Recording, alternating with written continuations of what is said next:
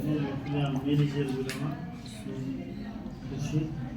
Shular bugungi uchrashuvimiz kuni havolayimiz tadbirkorlik yo'nalishlarda imtiyozda berilmoqda. Yoshlarga sizlar bilan uchrashuvimiz maqsad xo'sh tadbirkorlar uchun, masalan tadbirkorlik faoliyati uchun qarorlari bor. 312 inson qaror asosida kreditlar beritamiz. Bu 300 millionlik kreditda 302 inson kredit 300 million bu kreditni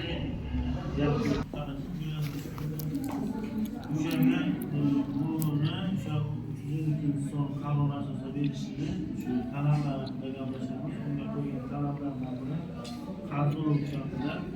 Qarz oluvchi hamda bir yil mobaynida faoliyat yuritayotgan va faol ijobiy kredit tarixiga ega bo'lgan kichik biznes tadbirkorlik subyektlari. Bu degani shu tadbirkor desak, tadbirkorlik qilayotganga kamida bir yil bo'lgan tadbirkorlarga yuridik shaxs yoki bo'lmasa yuridik shaxs maqomi olmagan tadbirkorlarga beriladi. Bu havolayimiz EMCH'ga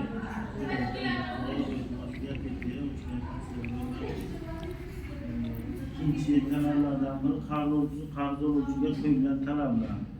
Bu ro'yxatdan o'tgan faoliyati yuritayotgan joyi hamda bank hisobotlari mavjud joylashgan